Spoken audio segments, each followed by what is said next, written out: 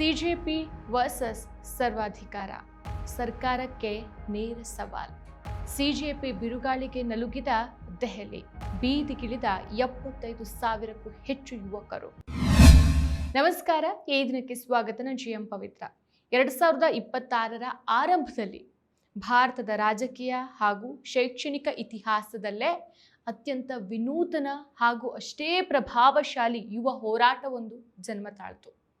ಈ ಹೋರಾಟದ ನೈಜ ಹಿನ್ನೆಲೆ ಆರಂಭವಾಗಿದ್ದು ಸತತ ಪರೀಕ್ಷಾ ಪತ್ರಿಕೆ ಸೋರಿಕೆ, ತಾಂತ್ರಿಕ ದೋಷ, ಪರೀಕ್ಷೆಗಳ ರದ್ದತಿಯಿಂದ ಯುವ ಜನರಲ್ಲಿ ಕುದೀತಾ ಇದ್ದಂಥ ಒಂದು ತೀವ್ರ ಆಕ್ರೋಶದಿಂದ. ಜಗತ್ತಿನ ಅತಿ ಹೆಚ್ಚು ಜನಸಂಖ್ಯೆ ಹೊಂದಿರುವಂತಹ ಭಾರತದಲ್ಲಿ 2014ರಿಂದ ಯುವ ಜನರು ದಾಖಲೆ ಮಟ್ಟದ ಅಸಮಾನತೆ, ನಿರುದ್ಯೋಗ, ಸಾಲು ಸಾಲು ಪರೀಕ್ಷಾ ಲೋಪ ಹಾಗೂ ಧಾರ್ಮಿಕ ಉದ್ವಿಗ್ನತೆಯನ್ನು ಎದುರಿಸ್ತಿದ್ದಾರೆ.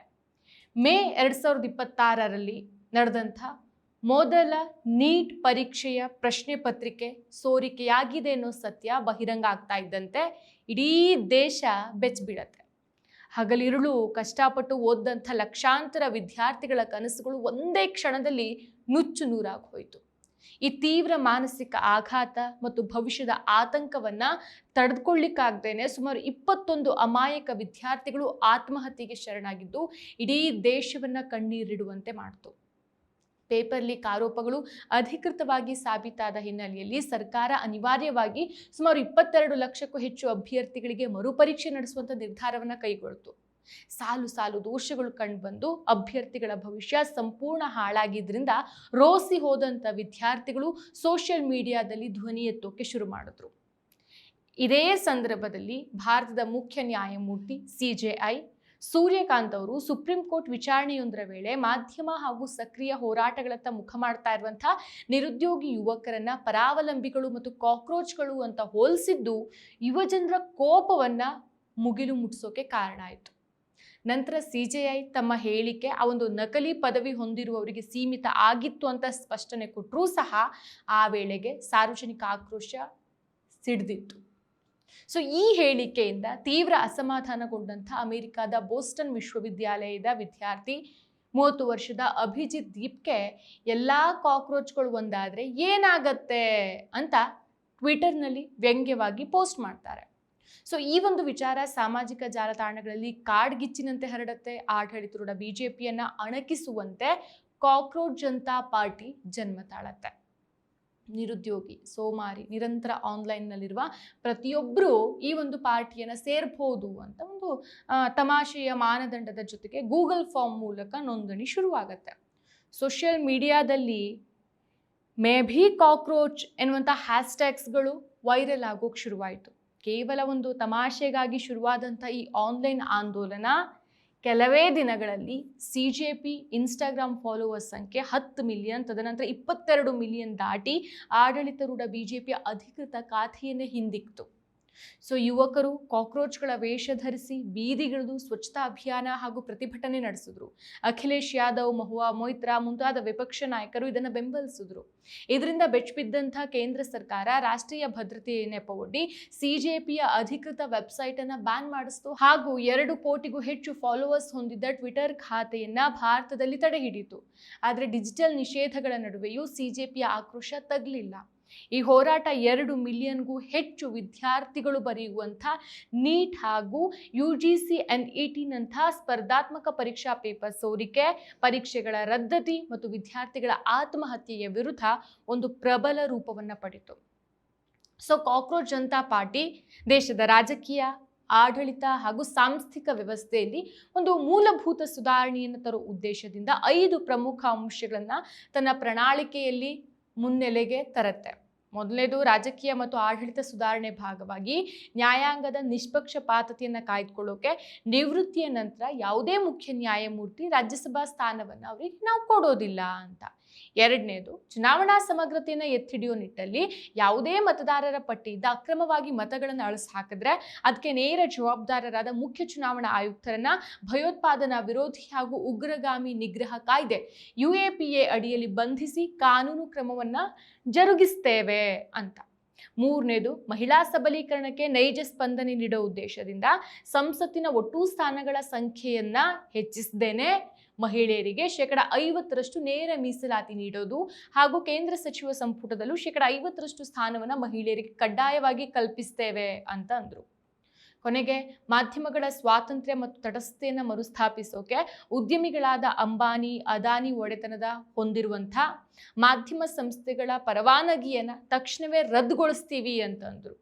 ನೆಕ್ಸ್ಟ್ ರಾಜಕೀಯ ಪಕ್ಷಾಂತರ ತಡೆಯೋ ನಿಟ್ಟಿನಲ್ಲಿ ಯಾವುದೇ ಪಕ್ಷಾಂತರಿ ಶಾಸಕ ಅಥವಾ ಸಂಸದರು ಮುಂದಿನ 20 ವರ್ಷಗಳ ಕಾಲ ಯಾವುದೇ ಚುನಾವಣೆಗೆ ಸ್ಪರ್ಧಿಸದಂತೆ ಹಾಗೂ ಯಾವುದೇ ಸಾರ್ವಜನಿಕ ಹುದ್ದೆಯನ್ನ ವಹಿಸಿಕೊಳ್ಳದಂತೆ ಸಂಪೂರ್ಣವಾಗಿ ನಿರ್ಬಂಧಿಸುವುದು ಅಂತ ತಮ್ಮ ಪ್ರಣಾಳಿಕೆಯಲ್ಲಿ ಸೇರಿಸಿದ್ರು.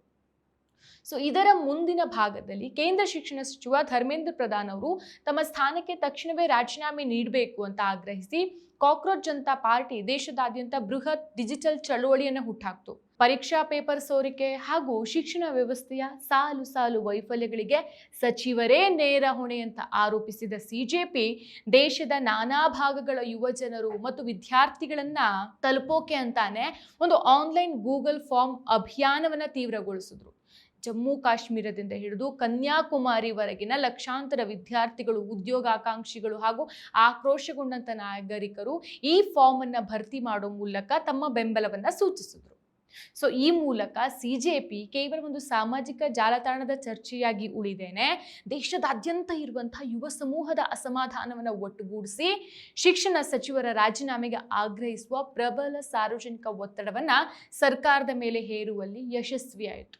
ಸೊ ಕೇಂದ್ರ ಶಿಕ್ಷಣ ಸಚಿವರ ರಾಜೀನಾಮೆಗೆ ಆಗ್ರಹಿಸಿ ಬಿಜೆಪಿ ನಡೆಸಿದಂಥ ಬೃಹತ್ ಡಿಜಿಟಲ್ ಆಂದೋಲನಕ್ಕೂ ಸರ್ಕಾರ ಕಣ್ಮುಚ್ಚಿಕೊಳ್ತಾಗ ದೇಶದ ನಾನಾ ಭಾಗಗಳಲ್ಲಿ ಆಕ್ರೋಶದ ಕಿಡಿ ಭುಗಿಲೆದ್ದು ಪ್ರತಿಭಟನೆಗಳು ಬೀದಿಗಾದವು. ನವದೆಹಲಿಯ ಜಂತರ್ ಮಂತರ್ ಹೋರಾಟದ ಮುಖ್ಯ ಕೇಂದ್ರ ಬಿಂದುವಾಗಿದ್ದರೆ ಉತ್ತರ ಭಾರತದ ಪ್ರಮುಖ ಶೈಕ್ಷಣಿಕ ಕೇಂದ್ರಗಳಾದಂತಹ ಪ್ರಯಾಗ್ರಾಜ್ ಆಗಿರ್ಬೋದು, ಪಾಟ್ನಾ ಆಗಿರ್ಬೋದು, ಜೈಪುರ್ಗಳಲ್ಲಿ ಸಾವಿರಾರು ಯುವಕರು ಬೀದಿಗಿಳಿದು ಚಳುವಳಿಯನ್ನು ನಡೆಸಿದ್ರು. ಇತ್ತ ದಕ್ಷಿಣ ಭಾರತದ ಬೆಂಗಳೂರು, ಹೈದರಾಬಾದ್ ಮತ್ತು ಚೆನ್ನೈನಲ್ಲಿ ಬೃಹತ್ ರ್ಯಾಲಿಗಳನ್ನು ಮಾಡಿದ್ರು. ಮಹಾರಾಷ್ಟ್ರದ ಮುಂಬೈ ಮತ್ತು ಪುಣೆಯಲ್ಲೂ ಯುವಜನ ಕಪ್ಪು ದಿನ ಅಂತ ಆಚರಿಸಿ ಸಾಂಕೇತಿಕವಾಗಿ ಕಾಕ್ರೋಚ್ ವೇಷಗಳನ್ನು ಧರಿಸಿ ಸರ್ಕಾರದ ವಿರುದ್ಧ ವಿನೂತನ ಪ್ರತಿಭಟನೆ ನಡೆಸಿದ್ರು. ದೇಶದ ಮೂಲೆ ಮೂಲೆಯಿಂದ ಈ ಪ್ರತಿಭಟನಾ ಅಲೆಗಳು ಕೇಂದ್ರ ಸರ್ಕಾರದ ವೈಫಲ್ಯವನ್ನ ಬಟಾಬಯಲು ಮಾಡಿದ್ದಲ್ಲದೆ ಶಿಕ್ಷಣ ಸಚಿವರ ರಾಜೀನಾಮೆ ಮೇಲೆ ಒಂದೇ ಹೋರಾಟಕ್ಕೆ ಅಂತಿಮ ಪರಿಹಾರ ಅನ್ನೋ ಸಂದೇಶವನ್ನ ಗಟ್ಟಿಯಾಗಿ ಸಾರಿದ್ವು. ಇದಕ್ಕೂ ಸಹ ಸರ್ಕಾರ ಬಗ್ದೇ ಇದ್ದಾಗ ಈ ಪ್ರತಿಭಟನೆಯನ್ನ ಜಂತರ್ ಮಂತರ್ನಲ್ಲೇ ಮಾಡೋಕೆ ಶುರು ಮಾಡಿದ್ರು. ಹಾಗೂ ಈ ಹೋರಾಟಕ್ಕೆ ಬೆಂಬಲವಾಗಿ ಲಡಾಖ್ನ ಪ್ರಸಿದ್ಧ 57 ವರ್ಷದ ಗಾಂಧಿವಾದಿ, ಎಂಜಿನಿಯರ್ ಹಾಗೂ ಶಿಕ್ಷಣ ತಜ್ಞ ಸೋನಂ ವಾಂಗ್ಚುಕ್ ಅವರು ಜೂನ್ 28ಕ್ಕೆ ಜಂತರ್ ಮಂತರಲ್ಲಿ ಅನಿರ್ದಿಷ್ಟಾವಧಿ ಉಪವಾಸ ಸತ್ಯಾಗ್ರಹವನ್ನು ಶುರು ಮಾಡ್ತಾರೆ. ಸೊ ಇವರು ಸೆಪ್ಟೆಂಬರ್ನಲ್ಲಿ ಲಡಾಖ್ಗೆ ವಿಶೇಷ ಸ್ಥಾನಮಾನಕ್ಕಾಗಿ ಹೋರಾಡಿದ್ದವರು. ಅವ್ರ ಜೊತೆಗೆ ಕಮ್ಯುನಿಸ್ಟ್ ಪಾರ್ಟಿ ಆಫ್ ಇಂಡಿಯಾದ ವಿದ್ಯಾರ್ಥಿ ವಿಭಾಗದ IASA ಸೇರಿದ 3 ಡಾಕ್ಟರೇಟ್ ವಿದ್ಯಾರ್ಥಿಗಳಾದ ನೇಹಾ ಬೋರಾ, ಆಮಿನ್ ಅಮಿತೋಷ್ ಮತ್ತು ಮನೀಶ್ ಸಹ ಉಪವಾಸ ಕೇಳಿದ್ರು. ಆದರೆ ಶಿಕ್ಷಣ ಸಚಿವ ಧರ್ಮೇಂದ್ರ ಪ್ರಧಾನ್ ರಾಜೀನಾಮೆ ನೀಡದೇನೆ ಪ್ರತಿಭಟನಾಕಾರನ್ನ ಭಯೋತ್ಪಾದಕರ ಬಿ ಟೀಮ್ ಅಂತ ಕರೆದು ಹಾಗೂ 12 ವರ್ಷದಿಂದ ಯಾವುದೇ ಪತ್ರಿಕಾಗೋಷ್ಠಿ ನಡೆಸಿದ ಪ್ರಧಾನಿ ನರೇಂದ್ರ ಮೋದಿ ಕೂಡ ಈ ಬಗ್ಗೆ ಮೌನ ತಳೆದಿದ್ರು. ನಿರಂತರ 20 ದಿನಗಳಿಂದ ಉಪವಾಸ ಸತ್ಯಾಗ್ರಹ ನಡೆಸ್ತಾ ಇದ್ದಂಥ ಖ್ಯಾತ ಶಿಕ್ಷಣ ತಜ್ಞ ಹಾಗೂ ಪರಿಸರ ಕಾರ್ಯಕರ್ತ ಸೋನಂ ವಾಂಗ್ಚುಕ್ ಅವರನ್ನ ದೆಹಲಿ ಪೊಲೀಸರು ಬಲವಂತವಾಗಿ ಸಫ್ದರ್ಜಂಗ್ ಆಸ್ಪತ್ರೆಗೆ ದಾಖಲಿಸೋದು ಹೈಕೋರ್ಟ್ ನೀಡಿದ ನಿರ್ದೇಶನಕ್ಕೆ ಸಂಪೂರ್ಣವಾಗಿ ವಿರುದ್ಧವಾಗಿತ್ತು. ದೆಹಲಿ ಹೈಕೋರ್ಟ್ನ ಮುಖ್ಯ ನ್ಯಾಯಮೂರ್ತಿ ದೇವೇಂದ್ರ ಕುಮಾರ್ ಉಪಾಧ್ಯಾಯ ಮತ್ತು ನ್ಯಾಯಮೂರ್ತಿ ತೇಜಸ್ ಕಾರ್ಯ ಅವರಿದ್ದಂಥ ಪೀಠ ಸಾರ್ವಜನಿಕ ಹಿತಾಸಕ್ತಿ ಅರ್ಜಿಯ ವಿಚಾರಣೆ ವೇಳೆ ಪ್ರತಿಯೊಬ್ಬ ನಾಗರಿಕನ ಜೀವವು ಅಮೂಲ್ಯವಾದದ್ದು ಅನ್ನೋ ಹಿನ್ನೆಲೆಯಲ್ಲಿ ವೈದ್ಯರ ಮೂಲಕ ದಿನನಿತ್ಯ ಅವರ ಆರೋಗ್ಯ ಸ್ಥಿತಿಯನ್ನ ಸೂಕ್ಷ್ಮವಾಗಿ ನಿಗಾ ವಹಿಸಬೇಕು ಮತ್ತು ಅಗತ್ಯ ವೈದ್ಯಕೀಯ ಚಿಕಿತ್ಸೆ ಒದಗಿಸೋಕೆ ಮಾತ್ರ ಸರ್ಕಾರಕ್ಕೆ ನಿರ್ದೇಶನವನ್ನ ಕೊಟ್ಟಿತ್ತು. ಆದರೆ ನ್ಯಾಯಾಲಯ ತನ್ನ ಆದೇಶದಲ್ಲಿ ಎಲ್ಲಿಯೂ ಸಹ ವಾಂಗ್ಚುಕ್ ಅವರನ್ನ ಪ್ರತಿಭಟನಾ ಸ್ಥಳದಿಂದ ಬಲವಂತವಾಗಿ ಒಕ್ಕಲಿಬಿಸಬೇಕು ಅಂತಾಗ್ಲಿ ಅಥವಾ ಜಂತರ್ ಮಂತರ್ನಲ್ಲಿ ಶಾಂತಿಯುತವಾಗಿ ಪ್ರತಿಭಟನೆ ನಡೆಸ್ತಾ ಇದ್ದಂಥ ಜನರನ್ನ ಬಲಪ್ರಯೋಗ ಮಾಡಿ ಚದುರಿಸಬೇಕು ಅಂತಾಗ್ಲಿ ಎಲ್ಲೂ ಹೇಳಿರಲಿಲ್ಲ. ಸೊ ಹೈಕೋರ್ಟ್ ಆದೇಶದ ನೆಪವೊಡ್ಡಿ ಸರ್ಕಾರ ಜಾರಿಗೆ ತಂದಂಥ ಈ ಆತುರದ ಹಾಗೂ ದಮನಕಾರಿ ಕ್ರಮ ನ್ಯಾಯಾಲಯದ ಮೂಲ ಆಶಯವನ್ನ ತಿರುಚಿ ಪ್ರತಿಭಟನೆಯನ್ನ ಹತೋಟಿಗೆ ತರೋಕೆ ನಡೆಸಿದ ಯತ್ನ ಎಂಬ ತೀವ್ರ ಅಸಮಾಧಾನಕ್ಕೆ ಕಾರಣ ಆಯಿತು. ಸೊ ವಾಂಗ್ಚುಕ್ ಅವರ ಆರೋಗ್ಯ ಕ್ಷೀಣಿಸ್ತಾ ಇದೆ ಅನ್ನೋ ನೆಪದಲ್ಲಿ ನಾಗರಿಕ ಉಡುಪಿನಲ್ಲಿದ್ದಂಥ ದೆಹಲಿ ಪೊಲೀಸರು ಪ್ರತಿಭಟನಾ ವೇದಿಕೆಯನ್ನ ಬಿಳಿ ಚಾದರಗಳಿಂದ ಮರೆಮಾಚಿ ವಾಂಗ್ಚುಕ್ ಅವರನ್ನ ಬಲವಂತವಾಗಿ ಸಫ್ದರ್ಜಂಗ್ ಆಸ್ಪತ್ರೆಗೆ ದಾಖಲಿಸಿದ್ರು ಮತ್ತು AISA ವಿದ್ಯಾರ್ಥಿಗಳ ಟೆಂಟ್ಗಳಿಗೂ ನುಗ್ಗಿ ಅದನ್ನು ನಾಶ ಮಾಡಿಬಿಟ್ರು. ಸೊ ಈ ಕ್ರಮವನ್ನ ವಾಂಗ್ಚುಕ್ ಅವರ ಪತ್ನಿ ಗೀತಾಂಜಲಿ ಜೆ ಆಂಗ್ಮೋ ಅವರು ಅಕ್ರಮ ಬಂಧನ ಅಂತ ಕರೆದು ನ್ಯಾಯಾಲಯದ ಮೆಟ್ಟಿಲೇರಿದ್ರು. ಇತ್ತ ದೆಹಲಿಯಲ್ಲಿ ಮಸೀದಾಳಿ ಹಾಗೂ ಜೈಪುರದಲ್ಲಿ ಕಪಾಳ ಮೋಕ್ಷಕ್ಕೊಳಗಾಗಿದ್ದಂಥ ಅಭಿಜಿತ್ ದೀಪ್ಗೆ ಇಲ್ಲಿವರೆಗೆ ನಾವು ಶಿಕ್ಷಣ ಸಚಿವರ ರಾಜೀನಾಮೆಗೆ ಆಗ್ರಹಿಸ್ತಾ ಇದ್ವಿ, ಆದರೆ ಈ ನೀಚ ಕೃತ್ಯದ ನಂತರ ನಾವು ಪ್ರಧಾನಿ ನರೇಂದ್ರ ಮೋದಿ ಅವರ ರಾಜೀನಾಮೆಗೂ ಆಗ್ರಹಿಸ್ತೇವೆ ಅಂತ ಭಾವುಕರಾಗಿ ಶಪಥ ಮಾಡಿಬಿಟ್ರು. ಸೊ ಸಾರ್ವಜನಿಕರು ಇದನ್ನ 1956 ಅಲ್ಲಿ ಲಾಲ್ ಬಹದ್ದೂರ್ ಶಾಸ್ತ್ರಿ ತೋರಿಸಿದ ಸಾಂಸ್ಥಿಕ ಹೊಣೆಗಾರಿಕೆಗೆ ವಿರುದ್ಧವಾದ ಗೋಡ್ಸೆ ಶೈಲಿಯ ಧೋರಣೆ ಅಂತ ಕಟುವಾಗಿ ವಿಮರ್ಶಿಸಿದ್ರು. ಇದರ ಬೆನ್ನಲ್ಲೇ ಮೆಸೇಜ್ ಮಾಡೋ ಬದಲು ಜುಲೈ 20ಕ್ಕೆ ದೆಹಲಿಗೆ ಬನ್ನಿ ಅಂತ ವಾಂಗ್ಚುಕ್ ಆಸ್ಪತ್ರೆಯಿಂದಾನೇ ಕರೆ ಕೊಟ್ಟು ಜುಲೈ 20ರಿಂದ ಆಗಸ್ಟ್ 13ರವರೆಗೆ ನಡೆಯುವಂತಹ ಈ ಹೋರಾಟವನ್ನ ಭಾರತದ 2ನೇ ಸ್ವಾತಂತ್ರ್ಯ ಸಂಗ್ರಾಮ ಅಂತ ಬಣ್ಣಿಸಿದ್ರು. ಸಂಸತ್ತಲ್ಲಿ ಈ ವಿಷಯವನ್ನ ಎತ್ತಿ ಹಿಡಿಯೋದಾಗಿ ವಿವಿಧ ಪಕ್ಷಗಳ ನಾಯಕರು ಭರವಸೆ ನೀಡಿದ್ರೆ ಮಾತ್ರ ಉಪವಾಸ ಅಂತ್ಯಗೊಳಿಸೋದಾಗಿ ಷರತ್ತನ್ನ ವಿಧಿಸಿದ್ರು. ಸೊ CJP ವಕ್ತಾರ ಸೌರವ್ ದಾಸ್ ಕೂಡ ನಮ್ಮ ಭಾರತವನ್ನ ಮರಳಿ ಪಡೆಯೋಕೆ ಜೊತೆಗೂಡಿ ಅಂತ ಕರೆ ಕೊಟ್ರು. ಸೊ ಈ ಜುಲೈ 20ರಂದು ನಡೆದಂತ ಸಂಸತ್ ಚಲೋ ವೇಳೆ ದೆಹಲಿ ಪೊಲೀಸರು BNS ಸೆಕ್ಷನ್ 163 ಅಡಿಯಲ್ಲಿ ನಿಷೇಧಾಜ್ಞೆಯನ್ನ ಹೇರಿ ರಾಜೀವ್ ಚೌಕ್, ಜನಪಥ್, ಪಟೇಲ್ ಚೌಕ್ ಸೇರಿದಂತೆ ಪ್ರಮುಖ 5 ಮೆಟ್ರೋ ನಿಲ್ದಾಣಗಳನ್ನು ಮುಚ್ಚಾಕಿ ಇಂಟರ್ನೆಟ್ ಜಾಮ್ ಮಾಡಿ 3 ಹಂತದ ಬ್ಯಾರಿಕೇಡ್ಗಳನ್ನು ಹಾಕಿದ್ರು. ದೇಶದಾದ್ಯಂತ ಬಂದಿದ್ದಂಥ 75,000ಕ್ಕೂ ಹೆಚ್ಚು ವಿದ್ಯಾರ್ಥಿಗಳು, ಯುವಕರು ಮತ್ತು ಪೋಷಕರು ಜಂತರ್ ಮಂತರಲ್ಲಿ ಜಮಾಯಿಸ್ತಾರೆ. ಮಂಡಿ ಹೌಸ್ ಮತ್ತು ಸಂಸತ್ತಿನತ್ತ ಮುನ್ನುಗ್ತಾ ಇದ್ದಂಥ ವಿದ್ಯಾರ್ಥಿಗಳ ಮೇಲೆ ಪೊಲೀಸರು ತೀವ್ರ ಲಾಠಿ ಪ್ರಹಾರ ಮತ್ತು ಅಶ್ರುವಾಯುವನ್ನು ಪ್ರಯೋಗಿಸಿದ್ರು. ಯುವಕರು ಸಂವಿಧಾನ ಚಿರಾಯುವಾಗಲಿ ಅಂತ ಘೋಷಣೆಗಳನ್ನು ಕೂಗುತ್ತಾ ಮುನ್ನುಗ್ಗಿದ್ರು. ಸೊ ದೆಹಲಿಯಲ್ಲಿ ಶಾಂತಿಯುತವಾಗಿ ನಡೀತಾ ಇದ್ದಂಥ ಕಾಕ್ರೋಚ್ ಜನತಾ ಪಾರ್ಟಿ ಪ್ರತಿಭಟನೆ ವೇಳೆ ದೆಹಲಿ ಪೊಲೀಸರು ನಡೆಸಿದಂಥ ಬಲಪ್ರಯೋಗ ಮತ್ತು ಕ್ರೌರ್ಯದಿಂದಾಗಿ 134ಕ್ಕೂ ಹೆಚ್ಚು ವಿದ್ಯಾರ್ಥಿಗಳು ಗಂಭೀರವಾಗಿ ಗಾಯಗೊಂಡು ಆಸ್ಪತ್ರೆಗೆ ದಾಖಲಾಗಿದ್ದಾರೆ. ರಾಮ್ ಮನೋಹರ್ ಲೋಹಿಯಾ ಆಸ್ಪತ್ರೆಗೆ 110ಕ್ಕೂ ಹೆಚ್ಚು ಹಾಗೂ ಲೇಡಿ ಹಾರ್ಡಿಂಗ್ ಮೆಡಿಕಲ್ ಕಾಲೇಜಿಗೆ 24ಕ್ಕೂ ಹೆಚ್ಚು ಗಾಯಾಳುಗಳನ್ನು ದಾಖಲಿಸಲಾಗಿದ್ದು, ತೀವ್ರವಾಗಿ ಗಾಯಗೊಂಡಿರುವಂಥ 8 ವಿದ್ಯಾರ್ಥಿಗಳು ತುರ್ತು ನಿಗಾ ಘಟಕದಲ್ಲಿ ಸಾವು ಬದುಕಿನ ನಡುವೆ ಹೋರಾಡ್ತಿದ್ದಾರೆ. ಸಫ್ದರ್ಜಂಗ್ ಆಸ್ಪತ್ರೆಯಲ್ಲಿ ಚಿಕಿತ್ಸೆ ಪಡಿತಾ ಇರುವಂತಹ 20 ವರ್ಷದ ಯುವತಿಯೊಬ್ಬಳು ತಲೆಯ ಭಾಗಕ್ಕೆ ತೀವ್ರ ಪೆಟ್ಟು ಮೆದುಳಿಗೆ ಆಮ್ಲಜನಕ ಸರಬರಾಜು ಸ್ಥಗಿತಗೊಳ್ಳುವ ಹೈಪಾಕ್ಸಿನ್ ಬ್ರೈನ್ ಇಂಜುರಿಯಿಂದಾಗಿ ಚಿಂತಾಜನಕ ಸ್ಥಿತಿಯಲ್ಲಿದ್ದಾಳೆ. ಸೊ ಹೆಚ್ಚಿನ ವಿದ್ಯಾರ್ಥಿಗಳ ತಲೆ, ಬುರುಡೆ, ಮುಖ ಮತ್ತು ತುಟಿಗಳ ಭಾಗದಲ್ಲಿ ಗಾಯಗಳಾಗಿದೆ. ಹಕ್ಕು ಕೇಳೋಕೆ ಬಂದಂಥ ಯುವಕರ ಮೇಲೆ ದೆಹಲಿ ಪೊಲೀಸರು ಪ್ರದರ್ಶಿಸಿದ ಈ ಗೂಂಡಾಗಿರಿ ಮತ್ತು ಅತಿಮಾನುಷ ದೌರ್ಜನ್ಯ ದೇಶದಾದ್ಯಂತ ತೀವ್ರ ಆಕ್ರೋಶಕ್ಕೆ ಕಾರಣ ಆಯಿತು. ಇಷ್ಟೆಲ್ಲ ಗೊಂದಲಗಳ ನಡುವೆ ಆಸ್ಪತ್ರೆಯಲ್ಲಿದ್ದಂಥ ಪರಿಸರವಾದಿ ಸೋನಂ ವಾಂಗ್ಚುಕ್ ಅವರು ನೀಡಿದ ಮನವಿಗೆ ಸ್ಪಂದಿಸಿದ ಅಭಿಜಿತ್ ದೀಪ್ಗೆ ತಾವು ನಡೆಸ್ತಾ ಇದ್ದಂಥ ಅನಿರ್ದಿಷ್ಟಾವಧಿ ಉಪವಾಸ ಸತ್ಯಾಗ್ರಹವನ್ನು ಕೊನೆಗೊಳಿಸ್ತಾರೆ. ಸೊ ಘಟನೆಯ ಕಾವು ಹೆಚ್ಚಾಗ್ತಾ ಇದ್ದಂತೆ CJP ಸಂಸ್ಥಾಪಕ ಅಭಿಜಿತ್ ದೀಪ್ಗೆ ಅವರನ್ನ ದೆಹಲಿ ಪೊಲೀಸರು ಬಂಧಿಸಿ ಕರೆದೊಯ್ತಾರೆ ಅಂತ CJP ವಕ್ತಾರ ಸೌರವ್ ದಾಸ್ ಅವರು ಎಕ್ಸಲ್ಲಿ ಪೋಸ್ಟ್ ಮಾಡ್ತಾರೆ. ಆದರೆ ಈ ಮಾತನ್ನ ದೆಹಲಿ ಪೊಲೀಸರು ತಕ್ಷಣವೇ ನಿರಾಕರಿಸಿ ಎಕ್ಸ್ನಲ್ಲಿ ಪೋಸ್ಟ್ ಮಾಡಿದ ಪೊಲೀಸರು ದೀಪ್ಗೆ ಅವರನ್ನ ನಾವು ಬಂಧಿಸಿಲ್ಲ, ಅವರು ಪ್ರತಿಭಟನೆಯ ವೇದಿಕೆಯಲ್ಲೇ ಇದ್ದಾರೆ, ಸಾಮಾಜಿಕ ಜಾಲತಾಣಗಳಲ್ಲಿ ಹರಿದಾಡ್ತಾ ಇರೋದು ಸುಳ್ಳು ಸುದ್ದಿಗಳು ಅಂತ ಸ್ಪಷ್ಟನೆ ಕೊಡ್ತಾರೆ. ಸೊ ಪ್ರತಿಭಟನೆ ಕಾವು ಸಂಸತ್ತಿನ ಒಳಗೂ ತಟ್ಟತ್ತೆ. ಪ್ರತಿಭಟನಾಕಾರರು ಸಂಸತ್ತಿನ ಹತ್ತಿರಕ್ಕೆ ಬರ್ತಾ ಇದ್ದಂತೆ ಭದ್ರತಾ ಪಡೆಗಳು ಸಂಸತ್ತಿನ ಬಾಗಿಲುಗಳನ್ನು ಮುಚ್ಚಿ ಒಳಗೆ ಹಾಗೂ ಹೊರಗೆ ಅಶ್ರುವಾಯುವನ್ನು ಪ್ರಯೋಗಿಸ್ತವೆ.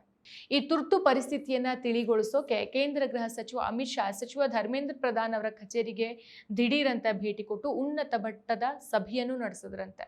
ಸೊ ವಿದ್ಯಾರ್ಥಿಗಳ ಮೇಲೆ ದೆಹಲಿ ಪೊಲೀಸರು ತೋರಿದಂಥ ಹಿಂಸಾತ್ಮಕ ನಡವಳಿಕೆ ಮತ್ತು ಲಾಠಿ ಚಾರ್ಜ್ಗೆ ಮನನೊಂದಿರುವಂತಹ ಖ್ಯಾತ ಶಿಕ್ಷಣ ತಜ್ಞ ಹಾಗೂ ಸಾಮಾಜಿಕ ಕಾರ್ಯಕರ್ತ ಸೋನಂ ವಾಂಗ್ಚುಕ್ ತಮ್ಮ ಅನಿರ್ದಿಷ್ಟಾವಧಿ ಉಪವಾಸ ಸತ್ಯಾಗ್ರಹವನ್ನು ಮುಂದುವರಿಸೋದಾಗಿ ಆಸ್ಪತ್ರೆಯಿಂದಾನೇ ಘೋಷಿಸಿದ್ದಾರೆ. ಸೊ ದೆಹಲಿಯ ಸಫ್ದರ್ಜಂಗ್ ಆಸ್ಪತ್ರೆಯಿಂದ ಬಿಡುಗಡೆ ಮಾಡಲಾದ ಕೈಬರಹದ ಪತ್ರದಲ್ಲಿ ಪ್ರಚೋದನೆಗಳ ನಡುವೆಯೂ ಯುವಜನರು ತೋರಿದ ಅಪಾರ ತಾಳ್ಮೆ ಮತ್ತು ಗಾಂಧಿವಾದಿ ಸಹನೆ ನನ್ನ ಹೃದಯವನ್ನ ಸ್ಪರ್ಶಿಸಿದೆ. ವಿದ್ಯಾರ್ಥಿ ನಾಯಕರು ಸಂಸತ್ ಭವನದಲ್ಲಿ ಸಂಸದರನ್ನ ಭೇಟಿ ಮಾಡೋಕೆ ಅವಕಾಶ ಸಿಗೋವರೆಗೆ ಅಥವಾ ನನ್ನನ್ನು ಇಲ್ಲಿ ಆಸ್ಪತ್ರೆಯಲ್ಲೇ ಅವರು ಭೇಟಿ ಮಾಡೋವರೆಗೆ ನನ್ನ ಈ ಉಪವಾಸ ಸತ್ಯಾಗ್ರಹ ನಿಲ್ಲೋದಿಲ್ಲ ಅಂತ ದೃಢವಾಗಿ ಹೇಳ್ಬಿಟ್ಟಿದ್ದಾರೆ. ಸೊ ಸಫ್ದರ್ಜಂಗ್ ಆಸ್ಪತ್ರೆಯಲ್ಲಿ ತಮ್ಮ ವೈದ್ಯಕೀಯ ಚಿಕಿತ್ಸೆ ಮತ್ತು ಅವರ ಸ್ವಾತಂತ್ರ್ಯದ ಮೇಲಿನ ನಿರ್ಬಂಧಗಳನ್ನ ಅಕ್ರಮ ಬಂಧನ ಅಂತ ಕರೆದಿರುವಂತಹ ವಾಂಗ್ಚುಕ್ ಅವರ ಉಪವಾಸ ಸೋಮವಾರಕ್ಕೆ 23ನೇ ದಿನಕ್ಕೆ ಕಾಲಿಟ್ಟಿದೆ. ಇನ್ನು ಮತ್ತೊಂದು ಕಡೆ ಕೇಂದ್ರ ಸರ್ಕಾರದ ಕರೆಯ ಮೇರೆಗೆ ಸಿಜೆಪಿ ಪ್ರತಿನಿಧಿಗಳಾದ ಸೌರವ್ ದಾಸ್ ಮತ್ತು ಅಶುತೋಷ್ ಅವರು ಕೇಂದ್ರ ಆರೋಗ್ಯ ಸಚಿವ ಜೆಪಿ ನಡ್ಡಾ ಅವರನ್ನ ಭೇಟಿ ಮಾಡಿ ಮಾತುಕತೆಯನ್ನು ನಡೆಸಿದ್ರು. ಸಭೆಯ ನಂತರ ಬಿಜೆಪಿಯ ಮೂಲಗಳು ಹಾಗೂ ಸಿಜೆಪಿ ವಕ್ತಾರರು ನೀಡಿರುವಂತಹ ಮಾಹಿತಿ ಪ್ರಕಾರ ಸಿಜೆಪಿ ನೀಡಿರುವಂತಹ ಬೇಡಿಕೆಗಳನ್ನು ಅತ್ಯುನ್ನತ ಮಟ್ಟದಲ್ಲಿ ಚರ್ಚಿಸುವುದಾಗಿ ಜೆಪಿ ನಡ್ಡಾ ಭರವಸೆಯನ್ನ ಕೊಟ್ಟಿದ್ದಾರಂತೆ. ಶಿಕ್ಷಣ ಸಚಿವ ಧರ್ಮೇಂದ್ರ ಪ್ರಧಾನ್ ಅವರ ತಕ್ಷಣದ ರಾಜೀನಾಮೆ ಅಥವಾ ವಜಾಗೊಳಿಸುವುದು ಮತ್ತು ಸೋನಂ ವಾಂಗ್ಚುಕ್ ಅವರ ಬಿಡುಗಡೆ ಸೇರಿದಂತೆ ಅವರ ಪ್ರಮುಖ ಬೇಡಿಕೆಗಳನ್ನ ನಡ್ಡಾ ಅವರ ಗಮನಕ್ಕೆ ತರಲಾಗಿದೆ. ಸೋಮವಾರ ಸಂಸತ್ ಚಲೋ ಮೆರವಣಿಗೆ ವೇಳೆ ದೆಹಲಿ ಪೊಲೀಸರು ನಡೆಸಿರುವಂತಹ ಒಂದು ತೀವ್ರ ಲಾಠಿ ಪ್ರಹಾರ, ಟೆಂಟ್ ಧ್ವಂಸ ಹಾಗೂ ದೌರ್ಜನ್ಯಗಳ ನಡುವೆಯೂ ಹಿಂಜರಿಯದ ವಿದ್ಯಾರ್ಥಿ ಯುವಜನ ಮಂಗಳವಾರ ಮತ್ತೆ ಮುಂಜಾನೆಯೇ ಜಂತರ್ ಮಂತರಲ್ಲಿ ಮರಳಿ ಒಗ್ಗೂಡಿ ಕಾಕ್ರೋಚ್ ಜನತಾ ಪಾರ್ಟಿ ನೇತೃತ್ವದಲ್ಲಿ ಪ್ರತಿಭಟನೆಯನ್ನ ಮುಂದುವರಿಸಿದ್ದಾರೆ. ಸೋಮವಾರ ನಡೆದಂಥ ಹಿಂಸಾತ್ಮಕ ಘಟನೆಯಲ್ಲಿ 135ಕ್ಕೂ ಹೆಚ್ಚು ಪ್ರತಿಭಟನಾಕಾರರು ಗಾಯಗೊಂಡರು. 70ಕ್ಕೂ ಹೆಚ್ಚು ಜನರನ್ನ ವಶಕ್ಕೆ ಪಡೆದಿರೋ ಪೊಲೀಸರು ಸಾರ್ವಜನಿಕ ಆಸ್ತಿಗೆ ಹಾನಿ ಮಾಡಿದ ಆರೋಪದಲ್ಲಿ ಅನಾಮಧೇಯ ವ್ಯಕ್ತಿಗಳ ವಿರುದ್ಧ ಎಫ್ಐಆರ್ ಅನ್ನು ದಾಖಲಿಸಿದ್ದಾರೆ. ವಿದ್ಯಾರ್ಥಿಗಳು ನಿಷೇಧಾಜ್ಞೆಯನ್ನು ಉಲ್ಲಂಘಿಸಿ ಹಿಂಸಾತ್ಮಕವಾಗಿ ವರ್ತಿಸಿದ್ದಾರೆ ಅಂತ ಪೊಲೀಸರು ಆರೋಪಿಸಿದ್ರೆ, ವಿದ್ಯಾರ್ಥಿಗಳು ಪೊಲೀಸರ ಅತಿಯಾದ ಬಲಪ್ರಯೋಗವನ್ನ ಕಟುವಾಗಿ ಖಂಡಿಸಿದ್ದಾರೆ.